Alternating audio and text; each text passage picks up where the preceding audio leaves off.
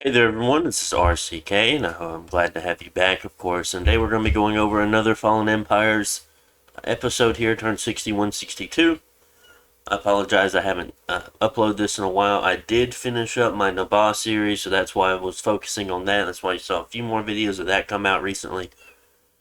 And I just been working on some other things lately. But I do want to go ahead and get this done, so I'll be focusing on this one next. So we have a few messages here from End. Looks like Machako's rolling up Bizia. I haven't seen any of the Arco Satis battles lately, but the graphs show Arco is rolling over Satis as well. Both bad news.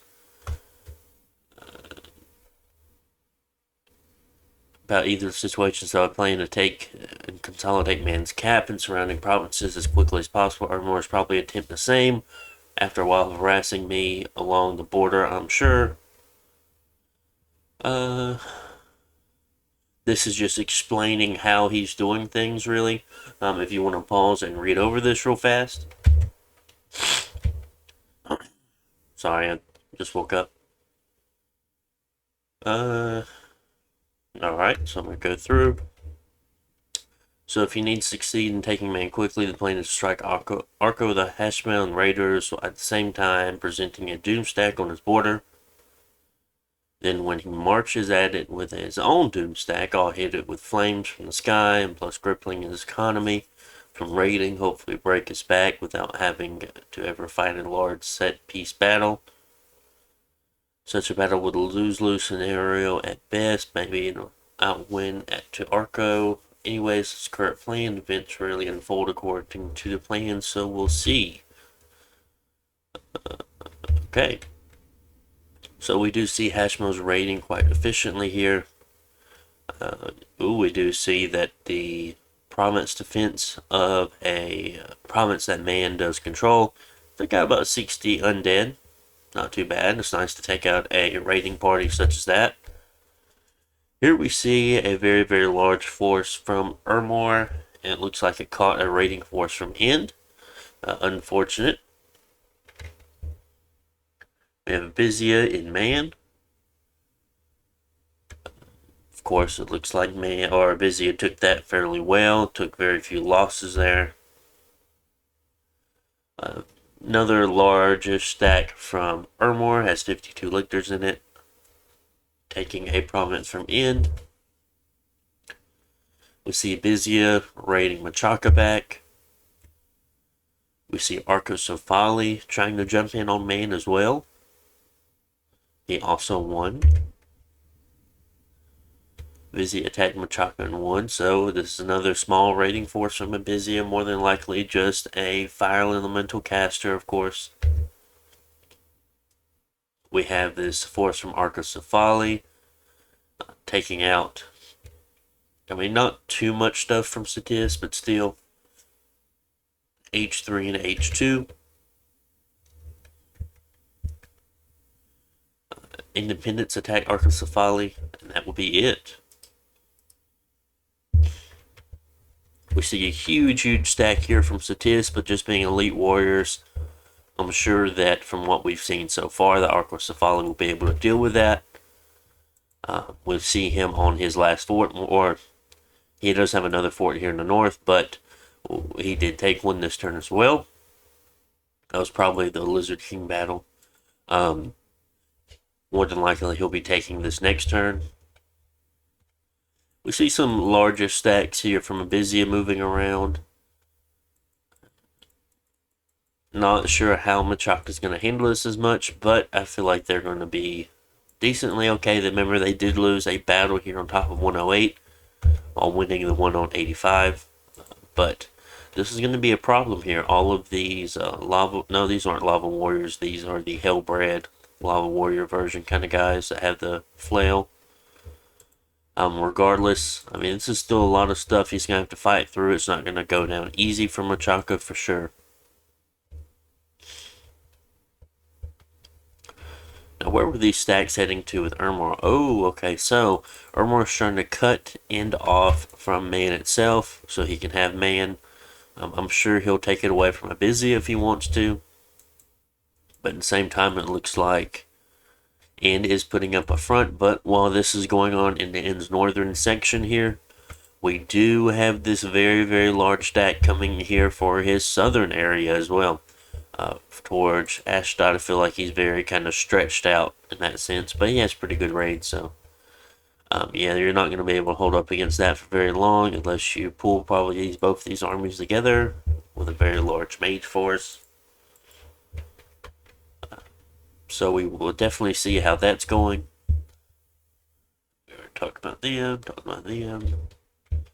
and that's it for turn 61 here. So let's go ahead and head over to turn 62.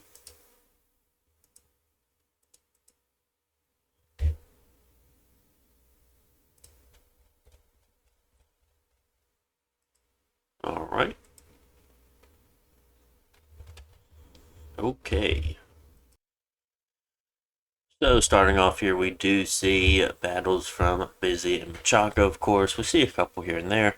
Let's go ahead and look at this first one, of course. This is just a Busy is still taking back land from Machaca. He does not need to slow down with this. He needs to continue to be aggressive in this little situation here since he was able to fight back one of the armies. Having such a big loss from that, I mean, yes, both of them did lose a lot, but when you're on the back foot, you definitely do need to continue that advantage there, because if you slow down, let him build up again, he's just going to run you over. Especially him being a larger nation, having more research, having more income, you have to be very, very careful with that. Next, we have End, a very large raiding force here, 2 Hashmeos. These guys, mage support, not sure what he was expecting there. Maybe he was expecting a bigger army, I assume, but you never know. I assume this was also a thugged up, or,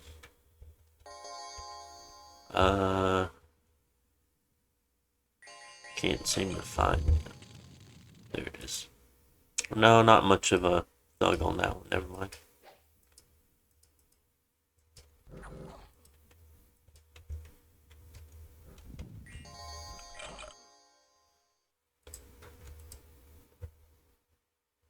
A bunch of landless knights were taken out here by End.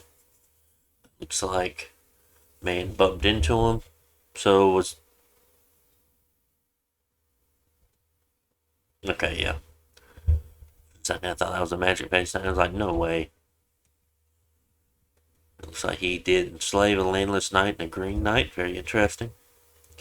A Hashmel taking out a PD here.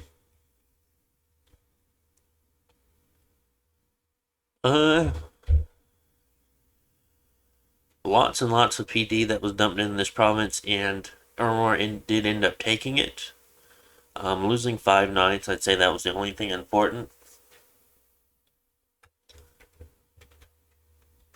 I don't know about PD dump on Bear Tribe, that's questionable.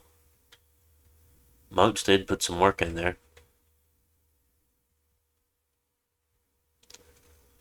Here we have Artocephali fighting those knights that attacked him last turn, for taking them out fairly easily. And attacked Ermor but was defeated, so this is a small raiding part. Well, there's Malik in it. Let's see what the... I mean, this force is just way too big. There's no way that Malik could take that on. But we will see what they had. They just had a lifelong protection. Okay.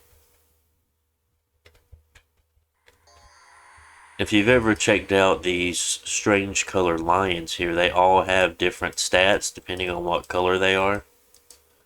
You can see as their stats change up here. This one's a little bit weaker but has more HP.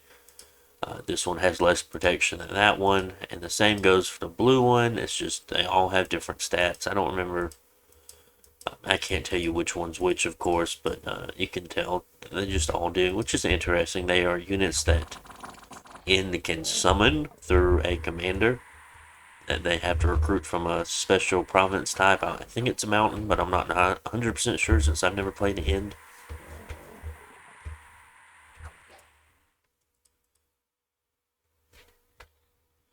Ooh, so this raid here from the Salamander ended up losing the Cataphrax and the Light Cav. That would be a very tough fight for him for sure. especially if any got around. We'll see. So it's got a bottle of lifelong protection, and it will be casting a fire elemental 2. Not too bad.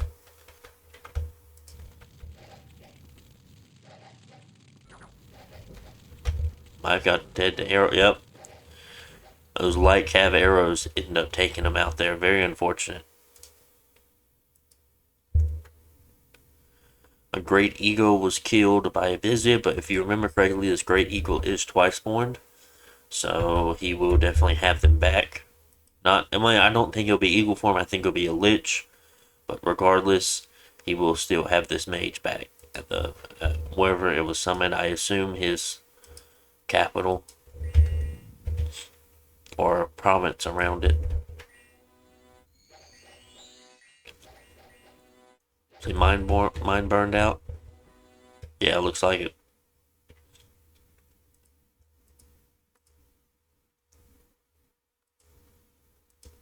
Interesting. Very interesting.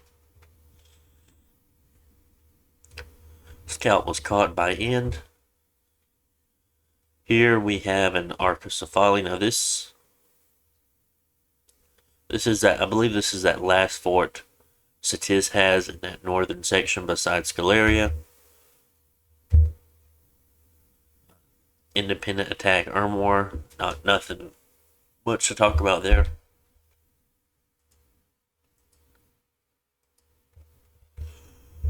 Okay. No, it was him taking that fort. He didn't attack this one. He took that fort there. That's what it is. So I expect him to take that next. I mean, he has grown considerably since he now has 5 more forts. You have to think that is 5 more mage producing areas there. That's more than doubling the amount of forts that he has. So yeah, very, very interesting. If he was not ahead of research before, he's definitely going to be now. Just between his output, his mage output he's going to have. So next, Satis, of course, they're consolidating at their cap. They probably look to have a big battle at the cap, honestly. It just waited out. Probably, I don't know, might be the best idea since he's lost so many other armies. Ooh, excuse me. So that's a tough one to say there. We don't really see Machaka doing anything other than raiding at the moment. So he has definitely slowed his push. We will see how that goes in the future. I don't know if he'll be pushing with any of these armies here or if he's reconsolidating here, but we do see a large stack moving up to either protect 108 or go after 85 or 118. Looks like man is down to his cap and 1 palisade here, which is unfortunate for him for sure.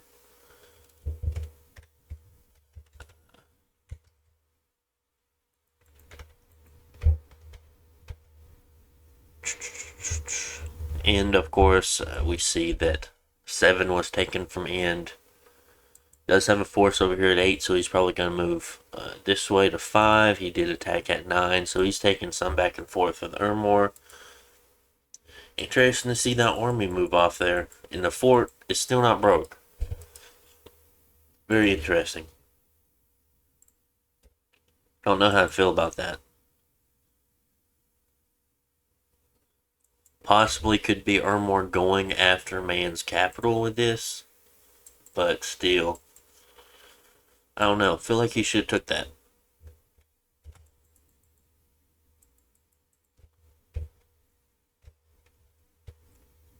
And that will be everyone, guys. Hopefully this will be a pretty fast episode. That was turn 62. And I'll try to get another one done today and out in another day or two. So guys, hope you enjoyed. Make sure to like, comment, subscribe, and I will see you on the next one. Bye.